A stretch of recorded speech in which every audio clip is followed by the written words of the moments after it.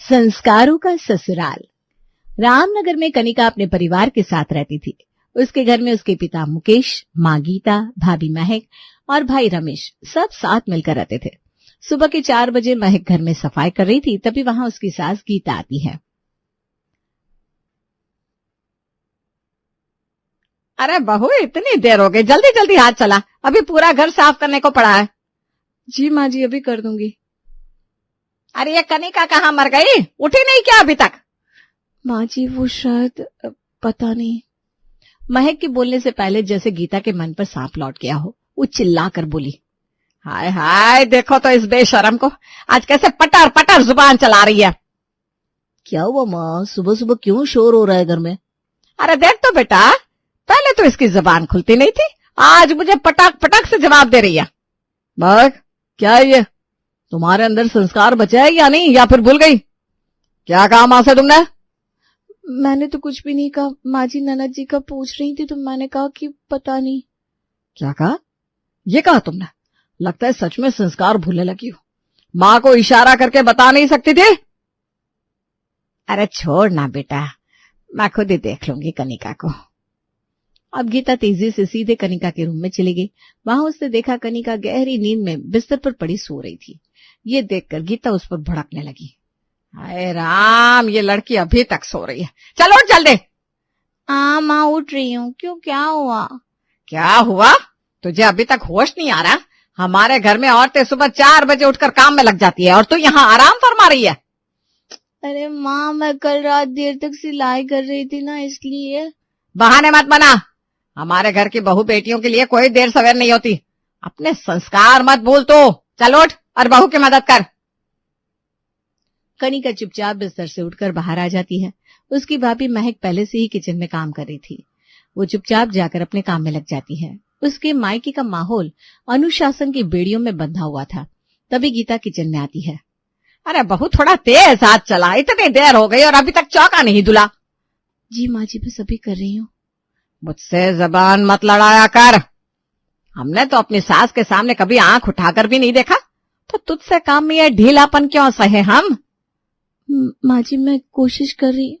कोशिश नहीं, इसे अपनी आदत बना। हमारे यहाँ बहू के लिए कोई बहाना नहीं होता, समझी? जी माँ जी।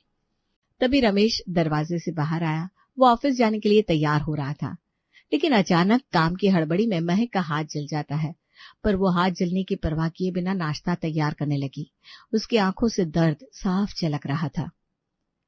ए महक, मेरे कपड़े इस्त्री कर दिए ना? जी कर दिए हैं। अच्छे से देख लेना, कहीं जरा भी सिलवट ना हो, वरना दोबारा करवाऊंगा। जी ध्यान से किए हैं। पता नहीं आजकल बहू का मन काम में लगता क्यों नहीं, कोई ना कोई गड़बड़ करती रहती है। अब उसने क्या कर दिया माँ? अरे काम में आलस के अलावा और वो क्या ही करेगी। महक दिन भर नौकरानी की तरह घर में काम करती थी। इसके बावजूद भी घर में कोई उससे इज्जत से बात नहीं करता था। ये सोचकर हमेशा उसकी आंखों में आंसू आ जाते थे, जिससे वो उदास हो जाती थी। सुन बहू, नाश्ता जल्द से जल्द बनना चाहिए, मेरे बेटे को तेरी वजह से देर ना हो। जी माँ जी। हर बार तुमसे बोलना पड़ता है, छोटी छोटी चीजें भी तुम सही से नहीं कर सकती। मैं कोशिश तो करती हूँ। अरे बहस मत कर, काम कर। महक गहरी सांस लेती है। उसकी आंखों में बेबसी झलकती है। तभी कनिका वहां आती है और महक की हालत देखकर ठहर जाती है। भाभी, मैं आपकी मदद कर दूं? नहीं नहीं कनिका, तुम रहने दो। माँ जी ने देख लिया तो खामखा तुमसे भी नाराज हो जाएंगी। मगर क्यों भाभी, तुम इंसान हो, मशीन नहीं हो। ये क्या हो रहा है? तो फिर बोली कनिका। माँ, भाभी कोई नौकरानी नहीं है, वो भी इस घर की बहू है, आपकी बेटी जैसी। चाहे बहू हो या बेटी, मेरे घर में दोनों बराबर है। और तू अपने संस्कार भूल गई क्या? है मेरे सामने जुबान चला रही है। महक हैरान होकर कनिका की तरफ देखती है। पहली बार किसी ने उसके लिए आवाज उठाई थी। माँ पापा, मुझे लगता है अब कनिका की शादी करा देनी चाहिए। बेटा, ये तूने बहुत अच्छी बात बोली। सुनिए जी, मेरी नजर में एक लड़का है। अरे चुप कर, तो दिखाई नहीं देता तेरे सास ससुर यहाँ बैठे हैं, तुझसे बीच में बोलने को किसने कहा? सुनो बहू, हमारे यहाँ बड़ों के बीच घर की औरतें नहीं बोलती, यही संस्कार है हमारे यहाँ के। माफ कर दीजिएगा पिताजी। ठीक है, अब जा किचन में काम कर। है बढ़िया ही हमको सलाह देने वाली। अब कुछ महीनों में ही कनिका की शादी आकाश से धूमधाम से हो गई और वो अपने ससुराल आ गई। शादी के बाद पहली सुबह कनिका सुबह 4 बजे उठकर काम में लग गई। तभी वहां उसकी सास सुनीता आई। अरे बेटा, तू इतनी सुबह क्यों उठ गई? अभी आराम करो, हमारे यहाँ तो अब रात शुरू हुई है। लेकिन माँ जी, मेरे मायके में तो बहुएं 4 बजे उठकर अपने काम में लग जाती हैं। यही संस्कार मैं भी सीख कर आई हूँ। बेटा, ऐसे कोई पुराने रीति रिवाज हमारे यहाँ नहीं होते और हमारे यहाँ बहुएं नहीं बेटियां होती हैं। जब चाहो तब आराम से उठो और काम करो। पर माँ जी, मैं तो यही देखती आई हूँ कि बहुओं को घर में सबसे पहले उठना पड़ता है। पर यहाँ ऐसा कोई नियम नहीं है। जब तक आराम नहीं मिलेगा काम भी अच्छा नहीं होगा। ये कैसे ससुराल है? यहाँ तो सास अपनी बहू को बेटी जैसा प्यार दे रही है। कहीं मैं कोई सपना तो नहीं देख रही? क्या हुआ बेटा, क्या सोचने लगी? कुछ नहीं माँ जी। तभी वहां आकाश आकर उन दोनों की बातचीत सुनने लगता है और अपनी माँ से कहता है, हाँ हाँ माँ, कनिका को अभी आराम करने दो। सुनिए जी, मैं आराम करूंगी तो घर का काम। अरे बेटा, काम पर तेरा नाम थोड़ी ना लिखा है। तू थकी हुई है, अभी सो ले, फिर मन हो तो कर लेना। मन हो तो इसका क्या मतलब हुआ? अरे अब जाकर आराम कर जा। मुझे ये घर अपने घर से बहुत अलग लग रहा है। कोई बात नहीं, धीरे धीरे तुम्हें यहाँ की आदत पड़ जाएगी। अब कनिका अपने कमरे में बैठी हैरानी से अपनी सास की बात सोच रही थी। उसके लिए ये बातें बहुत अजीब थी। थोड़ी देर बाद सुबह के 10 बजे वो घूंघट और साड़ी में किचन में काम कर रही थी, लेकिन उसे घूंघट से बहुत परेशानी हो रही थी। उफ, ये घूंघट भी ना बार बार आंखों पर आ रहा है, कुछ साफ दिख नहीं रहा मुझे। काम करते हुए कनिका से गलती से पानी गिर जाता है। ये देखकर वो घबराते हुए जल्दी जल्दी पानी पोंछने लगती है। अरे बेटा, क्या हुआ? माफ कीजिए माँ जी, गलती से पानी गिर गया। अरे कोई बात नहीं बेटा। तभी बाहर आंगन में बैठा ससुर राजवीर अखबार पढ़ते पढ़ते बहू की ये बात सुन लेता है। वो किचन के दरवाजे पर आकर कनिका से कहता है, बेटा, ये घूंघट की झंझट क्यों पाल रही हो? लेकिन पापा जी, मेरी माँ ने मुझसे कहा था कि ससुराल में घूंघट रखना सबसे बड़ा और पहला संस्कार होता है और ये बहुत जरूरी है। बेटा, यहाँ जरूरी बस तुम्हारी खुशी है। बेटा, यहाँ घूंघट रखने की कोई जबरदस्ती नहीं है। जैसे तुम कंफर्टेबल हो वैसे रहो। लेकिन मैं ये घूंघट कैसे? थोड़ी देर में आकाश वहां आया और कनिका से बोला, अरे कनिका, माँ और पापा सही कह रहे हैं, तुमको घूंघट रखने की कोई जरूरत नहीं है, मत रखो इसे। अब अपने पति की बात मानकर वो घूंघट रखना बंद कर देती है। उसने पहली बार देखा कि ससुराल में उसे बराबरी का दर्जा मिलने लगा। घर के फैसलों में उसकी भी राय ली जाती थी। रात के समय सब लोग खाने के टेबल पर बैठे थे। तभी, कनिका बेटा, घर के सारे पर्दे बहुत पुराने हो गए हैं और इनका कलर भी उतर गया है। हाँ माँ जी, मैं भी पिछले कई दिनों से यही सोच रही थी। अरे तो तुमने मुझसे ये बात कही क्यों नहीं बेटा? लेकिन माँ जी, मैं कैसे घर के बड़ों के बीच में बोल सकती हूँ? बेटा, घर को तो तुम ही संभालती हो, तो ये सब भी तुम्हें ही मुझे बताना पड़ेगा ना? सच माँ जी? हाँ बिल्कुल। अच्छा बताओ, कल घर के लिए नए पर्दे लेने हैं, तुम्हें कौन सा रंग पसंद है? माँ जी, हमारे घर के पेंट से मैच होते हुए हल्के ब्लू कलर के पर्दे लगाने चाहिए। वाह बेटा, बहुत खूब। सच में माँ जी, मुझे ना हल्के रंग के पर्दे ही पसंद है, जो सूरज की रोशनी को अंदर आने दे। बहुत बढ़िया, तो फिर कल तुम और सुनीता जाकर पसंद कर लो। कनिका के चेहरे पर खुशी झलकने लगती है। सुनीता हर कदम पर कनिका का साथ देती थी। वो उसे अपनी बेटी की तरह मानती थी। रात को कनिका और सुनीता एक साथ बैठी थी। बेटा, तुम्हें तुम्हारे मायके की याद आती है? हाँ माँ जी, पर वहाँ के नियम कायदे याद करके डर भी लगता है। बेटा, हर घर के अपने नियम होते हैं, लेकिन अगर नियम किसी को दुखी करे तो उन्हें बदल देना चाहिए। माँ जी, क्या मेरी माँ को भी ये समझाया जा सकता है? कोशिश करने में क्या बुराई है? अगर तुम्हारी माँ को लगेगा कि बदलाव से खुशी आती है तो वो भी समझेंगी। कनिका पहली बार अपने मायके के लिए कुछ करने का साहस करती है। वो अब अपनी पसंद की चीजें करने लगी, जिससे उसका आत्मविश्वास बढ़ने लगा, जिसमें सोशल मीडिया पर वीडियो बनाना भी शामिल था। कनिका अपने कमरे में रील बना रही थी। वाह, हमारी मैडम अब इंस्टाग्राम स्टार बन रही है। मुझे मजा आता है इसमें। पहले कभी करने का मौका नहीं मिला था ना। दूसरी ओर गीता आंगन में आराम से लेटी थी। तभी महक को सोशल मीडिया पर कनिका की बनाई रील्स दिखती है। ये देखकर उसे अच्छा नहीं लगता और वो अपनी सास को उनकी बेटी के खिलाफ भड़काने लगती है। माँ जी, मुझे आपसे कनिका के बारे में बात करनी है। आप गुस्सा तो नहीं होंगी ना? अरे वाह, आज तू सीधे आकर मुझसे बात कर रही है। बड़ी हिम्मत आ गई तुझमें। हाँ माँ जी, बात ही ऐसी है कि बिना बताए मैं रह नहीं पाई। अच्छा, जल्दी बता क्या हुआ। महक गीता को कनिका की बनाई 2-3 रील्स अपने मोबाइल में दिखाती है। रील्स देखकर गीता बहुत भड़क जाती है और ऊपर से महक जलती आग में घी डालने का काम करती है। तूने तो सच्ची कहा था, ये लड़की तो सच में हाथ से निकलती जा रही है।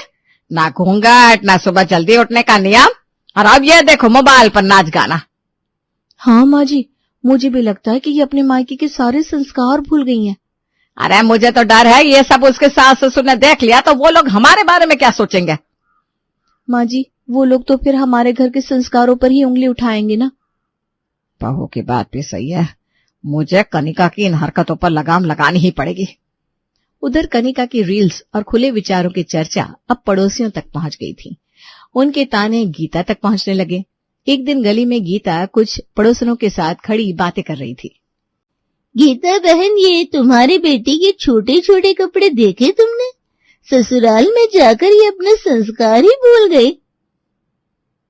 और वो क्या होता है? इंस्टा पर नाच गाना कर रही है। हमारी बहू ऐसे नहीं करती। हाय राम, ये लड़की तो सच में मेरे हाथ से निकल गई है। पड़ोसियों की बातें गीता को अंदर तक चुभ गई। उसका गुस्सा और बढ़ गया। एक दिन दोपहर में आंगन में गीता और महक बैठी थी। माँ जी, मैंने तो पहले ही कहा था ये लड़की बिगड़ गई है। अब देखो, लोग हमें ताने मार रहे हैं। हाँ बहू, मैंने सोचा था शादी के बाद ये सुधर जाएगी, पर ये तो और बिगड़ गई। माँ जी, मैंने सुना है लोग कह रहे हैं कि उसके ससुराल में आपकी परवरिश पर सवाल उठ रहे हैं। क्या? मेरी परवरिश पर? हाय हाय, मैं अब इस कनिका को सबक सिखा कर रहूंगी। गीता ने कनिका को सबक सिखाने के लिए उसे मायके बुलाने का फैसला कर लिया। अब कनिका और आकाश मायके आते हैं। गीता पहले से ही गुस्से में बैठी थी। वाह, बड़ी मेम साहब बन गई हो। कपड़े देखो, बाल देखो, संस्कार तो बेच खाया है तुमने। अरे माँ, क्या हुआ? ऐसा तो कुछ भी नहीं है। माँ जी, कनिका ये सब करके खुश है, हमको और क्या चाहिए? हाँ दादाजी, तुम्हारी वजह से ही मेरी बेटी ये सब कर रही है। तुम्ही ने बिगाड़ा है इसे। अरे माँ जी, इसमें मैंने क्या किया? मेरी माँ ने ही उसको सारी आजादी दी है और कनिका इन सबसे खुश है। माँ, तुम इन्हें ऐसे कैसे बोल सकती हो? क्यों नहीं बोल सकती? पूरे मोहल्ले के लोग आज मुझ पर हंस रहे हैं और ये सब दामाद जी की वजह से हुआ है। अरे माँ, पर आकाश और कनिका खुद को बेइज्जत महसूस करने लगते हैं। लेकिन इससे पहले कि वे कुछ कहें, रमेश बीच में आ जाता है। रमेश जो अब तक चुप था, पहली बार बोलता है। माँ, जरा सोचो, क्या वाकई कनिका गलत कर रही है या हम ही जरूरत से ज्यादा सख्ती कर रहे थे? बेटा तू भी, ये लड़की हमारा नाम खराब कर रही है और तू इसकी साइड ले रहा है। नहीं माँ, वो सिर्फ अपनी मर्जी से जी रही है। संस्कार का मतलब ये नहीं है कि औरतों को सांस तक ना लेने दे। महक, जो अब तक रमेश को अपने लिए कुछ ना बोल पाने के लिए तरसती थी, ये देखकर चौंक जाती है। और मेरी बात, मैं तो हमेशा इस घर के नियम और संस्कारों में बंधी रही हूँ, घूट घूट के जीती हूँ। हाँ, और ये मेरी सबसे बड़ी गलती थी, पर अब और नहीं। रमेश के समर्थन ने माहौल को और गर्म कर दिया था, लेकिन इस सबसे ज्यादा असर महक पर पड़ा। सालों से चुप रहने वाली महक आज बोलने को तैयार थी। महक पहली बार हिम्मत जुटाकर बोलती है। माँ जी, क्या कभी आपने सोचा कि हम औरतें भी इंसान हैं? हमें भी कुछ अच्छा बुरा लगता है। अरे बहू, ये क्या नई हवा चल पड़ी है? अब तू भी मुझे ज्ञान देगी? तू तो कभी ऐसे नहीं बोलती थी। हाँ माँ जी, क्योंकि आपने मुझे हमेशा चुप रहना सिखाया। शादी के बाद से ही मैंने सिर्फ आपके आदेश सुने हैं। कभी आपने पूछा कि मैं क्या चाहती हूँ? अरे इसमें पूछना क्या? अच्छा खाती है, पीती है, पहनती है, अच्छे घर में रहती है, और क्या चाहिए तुझे? माँ जी, मन की शांति सबसे जरूरी होती है। अरे ये क्या बेफिजुल की बातें चल रही है यहाँ? बेफिजुल नहीं माँ जी, सच्चाई बता रही हूँ।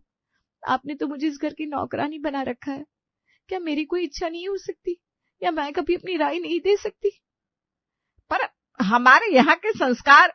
माँ जी, संस्कार हमें सच्चाई और अच्छाई से चलना सिखाते हैं, हमारी जिंदगी को बंधन में बांधने के लिए नहीं होते हैं। महक की बातें सुनकर कमरे में सन्नाटा छा गया। माँ जी, मैंने हमेशा आपकी हर बात मानी, लेकिन बदले में क्या मिला? कभी प्यार नहीं, सिर्फ हुक्म और ताने मिले मुझे। बहू, ये कैसी बातें कर रही हो? माहौल देख घर में दामाद खड़ा है और तो ऐसे। सच कह रही हूँ माँ जी, आपके संस्कार हमारे लिए जेल बन चुके हैं। हर लड़की ससुराल में परिवार चाहती है, जेल नहीं। शांत हो जाओ भाभी। माँ, मैंने खुद भाभी को अकेले कमरे में रात दिन रोते देखा है।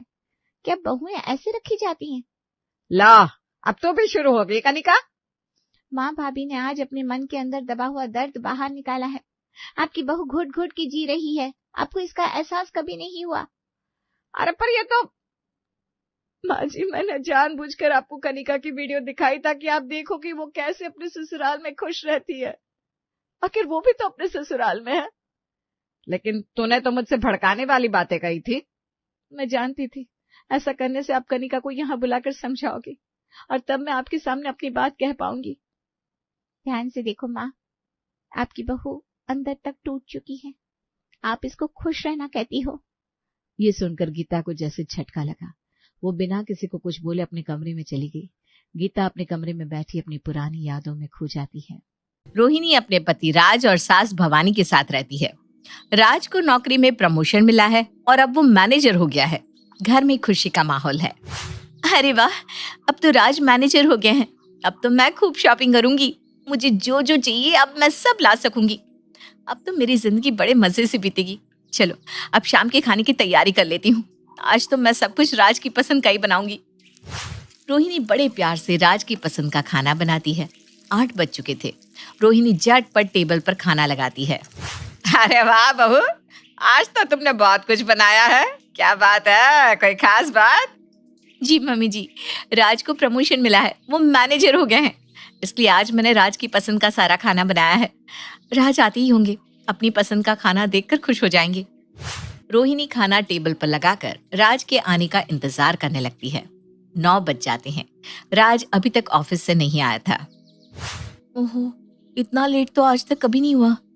पता नहीं राज कहाँ रह गए। रोहिणी फोन लगाती है तो राज फोन भी नहीं उठाता। 9 से 10, 10 से 11, 11 से 12 बजने को आ रहे थे। रोहिणी राज का इंतजार कर रही थी, लेकिन राज अभी तक घर नहीं आया और ना ही रोहिणी का फोन उठा रहा था। भवानी अपने कमरे से आती है। रोहिणी को इस तरह टेंशन में देखकर पूछती है, क्या हुआ बहू, अभी तक सोए नहीं? मम्मी जी, राज अभी तक घर नहीं आया। 12 बजने को आए हैं। राज अभी तक घर क्यों नहीं आया? हे भगवान, सब ठीक तो होगा ना? मेरा फोन भी नहीं उठा रहे मम्मी जी, मुझे बहुत टेंशन हो रही है। मैं एक काम करती हूँ, राज के ऑफिस जाती हूँ। अरे रुक बहू, तो अकेले कहाँ जाएगी, मैं भी तेरे साथ चलती हूँ। दोनों सास बहू जैसे ही दरवाजा खोलते हैं तो सामने दरवाजे पर ही राज खड़ा था। अरे राज बेटा, कहाँ गया था? बहू कब से तेरा इंतजार कर रही है, फोन भी नहीं उठा रहा। अरे मम्मी, मेरा प्रमोशन हुआ है ना, मैं मैनेजर बन गया हूँ, तो दोस्तों को पार्टी दे रहा था और फोन ना साइलेंट पर था, इसलिए पता नहीं चला। मैं यहाँ आपका इंतजार कर रही हूँ, एक बार फोन करके बता तो सकते थे ना। अरे वो सब छोड़ो ना रोहिणी, ये देखो मेरे साथ कौन आया है। रोहिणी देखती है कि राज के साथ एक खूबसूरत लड़की है। ये मेरी कॉलेज की फ्रेंड है माया, इसने आज ही हमारी कंपनी ज्वाइन की है और आज से ये मेरी नई सेक्रेटरी है। ये कोलकाता में रहती है, आज ही आई है, इसके लिए इसके पास ठहरने की कोई जगह नहीं थी, तो मैंने कहा तुम मेरे घर चलो, वो भी तुम्हारा ही घर है। राज और माया घर के अंदर आते हैं। रोहिणी मुंह बिगाड़कर माया को देखे जा रही थी और भवानी के चेहरे पर गुस्सा था। क्या हुआ राज, तुम्हारा फैमिली मेरे आने से खुश नहीं है क्या? ऐसा नहीं है माया, वो क्या ना, सब लोग थक गए हैं, बहुत रात हो गई ना, इसलिए। चलो अब तुम मेरे रूम में चलकर आराम कर लो, कल सुबह तुम्हें ऑफिस भी तो जाना है। रोहिणी, तब तक तुम माया का रूम तैयार कर दो। इतना कहकर माया और राज रूम में चले जाते हैं। रोहिणी को ये देखकर बहुत गुस्सा आता है। ये क्या तरीका है? देखा आपने मम्मी जी, ऐसे आधी रात को घर आ रहे हैं, वो भी एक लड़की के साथ, और मुझे कह रहे हैं आधी रात को मैं गेस्ट रूम साफ कर दूं। हद होती है किसी चीज की। बहू, मुझे याद आ रहा है कि ये वही लड़की है जो कॉलेज टाइम में राज को पसंद थी। राज इससे प्यार करता था। आज इतने सालों बाद ये ऐसे वापस आई है, मुझे तो दाल में कुछ काला लग रहा है। ये सुनकर रोहिणी बुरी तरह हैरान रह जाती है। क्या? हाय, मैं लुट गई, बर्बाद हो गई। मम्मी जी, मेरा पति किसी और लड़की से प्यार करता है, मेरी सौतन को घर ले आया। मैं क्या करूंगी, मेरी तो जिंदगी बर्बाद हो गई। अरे अरे, तू रो मत बहू, मैं भी देखती हूँ ये माया का माया कब तक टिकता है। इस माया को तो ऐसा सबक सिखाएंगे कि याद रखेगी। शुरुआत अभी से करते हैं। इस माया को रूम साफ चाहिए ना, अब देख क्या करते हैं। रोहिणी और भवानी मिलकर रूम तो साफ कर देते हैं, लेकिन रूम के अंदर एक सफेद चूहा छोड़ देते हैं। माया और राज कमरे में आते हैं। वाओ रोहिणी, तुमने तो पूरा रूम अच्छे से जमा दिया। Thank you dear. हाँ, अब तुम आराम करो, हम सब भी आराम करने जाते हैं। माया, किसी भी चीज की जरूरत हो तो मुझे कह देना। रोहिणी बीच में ही बोल पड़ती है और राज का हाथ पकड़कर उसे वहां से ले जाती है। सभी लोग सो जाते हैं। माया भी अपने रूम में सो रही थी, तभी उसके हाथ पर वो चूहा चलता हुआ उसे दिखाई देता है। माया हैरान होकर उसकी तरफ देखने लगती है। अगले दिन सुबह होती है। अब देखना बहू, रात को चूहे से परेशान होके वो माया सुबह सुबह ही घर छोड़कर भाग जाएगी। पर माया तो अपने कमरे से मुस्कुराते हुए बाहर आती है। मेरा तो यहाँ मन लग गया है। पता है, कल रात मेरे रूम में एक सफेद चूहा आ गया था, और तुम्हें पता है ना, मुझे चूहे बहुत पसंद है। अम्मा की अति भालो। रोहिणी और भवानी का मुंह उतर जाता है। तभी राज अपने कमरे से बाहर आता है। अरे वाह माया, तुम उठ भी गई सोकर? कोई दिक्कत तो नहीं हुई ना तुम्हें यहाँ? नहीं नहीं राज, मुझे तो यहाँ बहुत अच्छा लग रहा है। रोहिणी, तुम जल्दी से नाश्ता बना दो, हमें ऑफिस जाने के लिए लेट हो रहा है। माया और राज अपने अपने कमरे में चले जाते हैं। मम्मी जी, हमारा ये दांव तो खाली गया। इस माया को तो चूहे पसंद है, अब क्या करूं? वो रोने लगती है। अरे तो फिक्र मत कर बहू, तेरे इस मम्मी जी के पास एक से बढ़कर एक उपाय है। नाश्ता खाना है ना इस माया को। जा बहू, तो नाश्ता बना, अब देख मैं क्या करती हूँ। रोहिणी नाश्ते में पोहा बनाती है। राज और माया डाइनिंग टेबल पर नाश्ता करने बैठते हैं। रोहिणी, नाश्ता तैयार है? जी अभी लाई। रोहिणी दोनों का नाश्ता लगाती है। अरे जरा रुक तो बहू, माया जी को थोड़ा स्पेशल नाश्ता खिलाते हैं। और भवानी माया के खाने में बहुत सारी मिर्ची डाल देती है। अब आएगा मजा। रोहिणी दोनों को नाश्ता देती है। माया पोहा खाना शुरू करती है। ओहो हो, पोहा तो बहुत टेस्टी बना है। रोहिणी, तुमको कैसे पता चला? मेरे को खाने में मिर्ची ज्यादा पसंद है। ओहो हो, की स्वाद, बहुत मजा आ गया नाश्ते में तो। ये सुनकर रोहिणी और भवानी हैरान रह जाते हैं।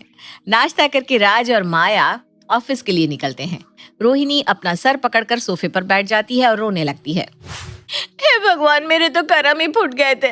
मैं जो भी करती हूँ इस माया को अच्छा क्यों लगता है? ये माया मेरे पति को मुझसे छीन कर ही मानेगी। अब मेरा क्या होगा? मैं तो लुट गई, बर्बाद हो गई। अरे बहू रो मत, ऐसे हार नहीं मानते। मैं हूं ना तेरे साथ, हम दोनों मिलकर कोई ना कोई रास्ता निकाल लेंगे। शाम को माया और राज किसी बात पर मुस्कुराते हुए ऑफिस से घर आते हैं।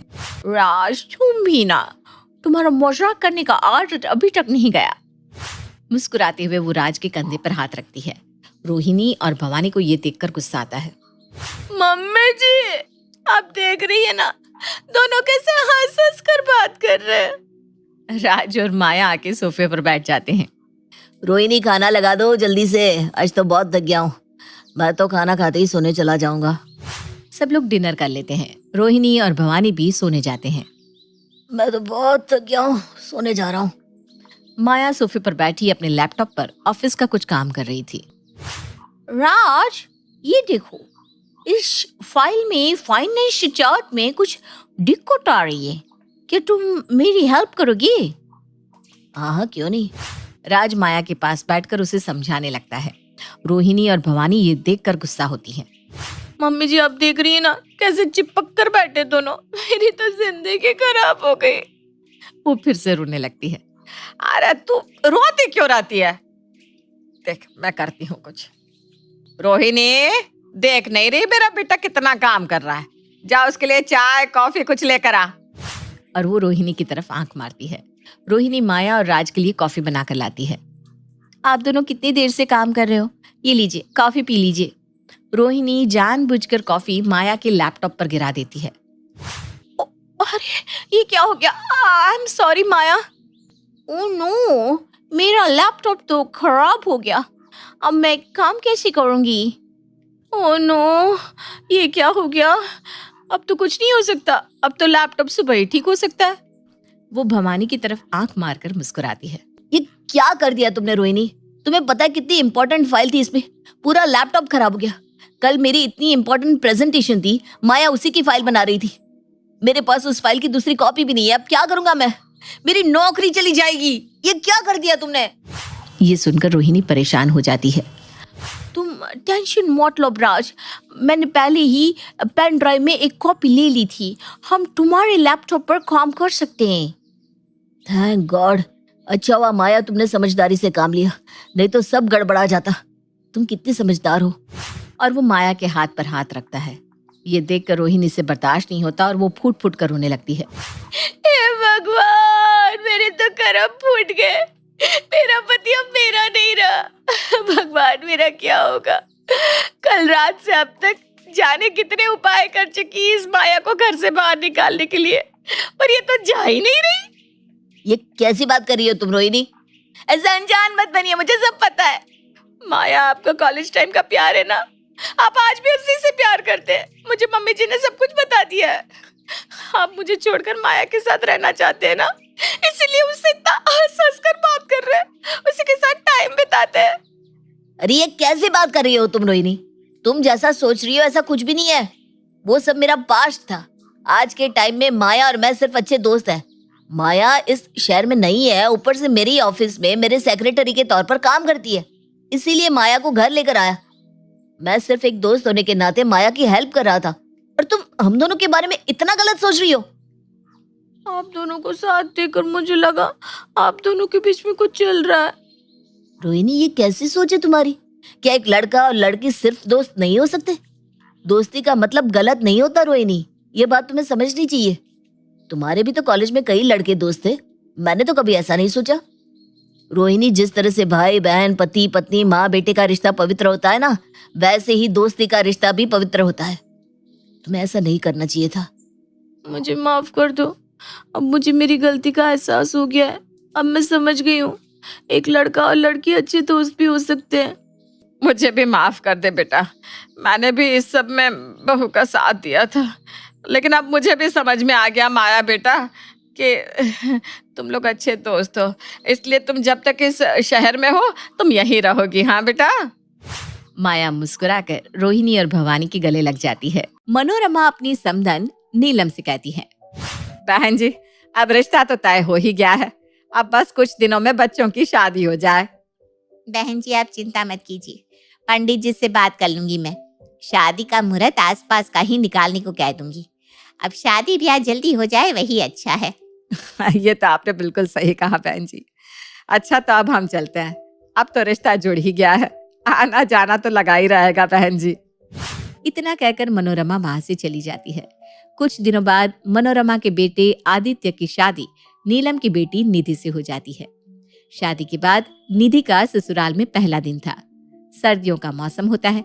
निधि अपने कमरे में आदित्य का इंतजार कर रही होती है। तभी आदित्य कांपते हुए आता है और निधि से कहता है, हाय बाहर कितनी ठंड है। पता नहीं किसका आइडिया था सर्दियों में शादी करने का। दुल्हनों का तो ठीक रहता है, इतना भारी भरकम शादी का जोड़ा पहन लेती है, लेकिन हम बेचारे लड़के जो ठंड से कांपते रहते हैं उनकी तो कुल्फी जम जाती है। इतनी तो ठंड हो भी नहीं रही है आदित्य जी जितनी आप कह रहे हो। ये तुम्हें कोई कम लग रही है क्या? अरे मुझे तो कमरे में आने के बाद भी ठंड लग रही है। आप भी ना अजीब ही है, दिसंबर में किसी को इतनी ठंड कैसे लग सकती है भला? मैं तो ऐसा ही हूँ, मुझे तो लगती है भाई ठंड। अच्छा मैं मोटी वाली रजाई निकाल रहा हूँ, आधी रात तक तो और भी ठंड बढ़ जाती है ना, इसलिए। अरे रजाई की क्या जरूरत है, मैं तो एक पतली सी चादर भी ना लूं और आपको रजाई चाहिए। रहने दो ना आदित्य जी। नहीं नहीं मैं तो ला रहा हूँ, तुम देख लो तुम्हें जो करना है। आदित्य रजाई ओढ़कर सो जाता है और निधि भी पंखा चालू कर देती है, वो भी फुल। इतनी ठंड में आदित्य बेचारा पंखे के नीचे सोता है और उसे सर्दी जुकाम हो जाता है। आदित्य निधि को कुछ नहीं कहता पंखा चलाकर सोने के लिए, इसलिए अब निधि हर रोज पंखा चलाकर सोने लगती है। लेकिन आदित्य की तबीयत खराब हो जाती है। एक दिन आदित्य सुबह उठता है तो उसे बहुत गंदा जुकाम हो जाता है और नाक भी बंद हो जाती है। ये देखकर आदित्य की माँ मनोरमा कहती है, क्या हुआ आदित्य बेटा, तुझे इतना जुकाम कैसे हो गया? कितनी बार कहा है मैंने तुझे कि बाहर जाया कर तो कान ढक लिया कर, ऐसे मौसम में ही ठंड लगती है। और देख तुझे ठंड लग गई ना। माँ मैं अच्छे से बाहर जाता हूँ, लेकिन ये जुकाम ना मुझे निधि की वजह से हुआ है। बहू की वजह से जुकाम? अरे बहू की वजह से जुकाम कैसे हो सकता है तुझे? अब आपकी बहू को दिसंबर में जून जुलाई लगता है तो मैं क्या करूँ? फुल स्पीड पर पंखा चलता है, कितना भी ओढ़ लूं, कितना भी ढक लूं, कहीं ना कहीं से तो हवा चली जाती है और फिर ठंड लग जाती है। अरे ये तो बहुत गलत बात है बेटा। इतनी सर्दी हो रही है और बहू को गर्मी चाहिए, पंखा चला कर सोती है। देख उसकी वजह से तेरी तबीयत कितनी खराब हो गई। बस छोड़ो ना, अब दीदी की क्या गलती है? उसे तो शुरू से ही आदत है ना ऐसे रहने की। अब शादी के बाद परिवार पूरा बदल जाता है और हम भी उसे अपनी आदत बदलने को कह दे तो अच्छा नहीं लगता ना। अपने बेटे की बात सुनकर मनोरमा को बहुत बुरा लगता है, क्योंकि उसकी बहू की वजह से आदित्य की तबीयत खराब हो गई थी। इसलिए जब रात के समय सब सोने लगते हैं तो मनोरमा अपने बेटे के कमरे में जाती है। बेटा एक काम कर, तू जा मेरे कमरे में जाकर सो जा, मैं यहाँ बहू के साथ सो जाऊंगी। माँ जी ये क्या, अचानक से आप मेरे साथ मेरे कमरे में क्यों? सब ठीक तो है ना? अरे बहू अब तेरी वजह से मेरे बेटे की तबीयत पर असर पड़ रहा है, मुझसे देखा नहीं जाता, इसलिए बोल रही हूँ। आदित्य तू जा मेरे कमरे में आराम से सो जा, मैं यहाँ बहू के साथ सो जाऊंगी। माँ लेकिन आपको भी तो यहाँ ठंड लगेगी ना, आप कैसे यहाँ सो पाओगी? अरे सो जाऊंगी मैं, और मैं भी तो देखो बहू को कितनी गर्मी लगती है। साल का आखिरी महीना है और बहू ने गर्मी का महीना बना रखा है। चल तू जा, अब सो जा, आराम से जा। हाँ मैं हूँ यहाँ। आदित्य अपनी माँ की बात मान लेता है और जाकर अपनी माँ के कमरे में सो जाता है। लेकिन यहाँ निधि के साथ सोकर मनोरमा की हालत खराब हो रही थी, क्योंकि अब भी पंखा फुल स्पीड था। मनोरमा ठंड के मारे कांप रही थी और आधी रात को उठकर बाहर हॉल में जाकर सो जाती है। जब सुबह सब उठते हैं तो आदित्य और निधि मनोरमा को हॉल में सोते हुए देखते हैं तो आदित्य कहता है, माँ क्या हुआ, आप ठीक तो है ना? आप तो कमरे में सो रही थी, फिर आप यहाँ कैसे आ गई? हाय बेटा, तू बहू के साथ कैसे सोता है? एक तो कड़ाके की वैसे ही सर्दी हो रही है, ऊपर से बहू ने कमरे में जैसे फ्रिज खोल दी, मेरी तो रात में ही तबीयत खराब हो गई। माँ मैंने आपसे पहले ही कहा था कि मत सो कमरे में, लेकिन आपने मेरी एक नहीं सुनी, और देखो हो गई ना आप तबीयत खराब। और निधि, माँ तुम्हारे साथ सो रही थी तो तुम थोड़ा कम पंखा नहीं रख सकती थी? अरे माँ जी को मैंने थोड़ी ना बोला था मेरे साथ कमरे में सोने के लिए, वो तो खुद ही आई थी ना। और मुझे गर्मी लगती है तो मैं क्या करूं? मैंने इससे भी कई ज्यादा ठंडी देखी है, लेकिन इतनी सी ठंड में आपका ये हाल हो गया। मुझे तो कोई फर्क ही नहीं पड़ रहा। अब निधि के साथ कोई भी नहीं सोता, क्योंकि जो कोई भी उसके साथ सोता उसकी तबीयत ही खराब हो जाती।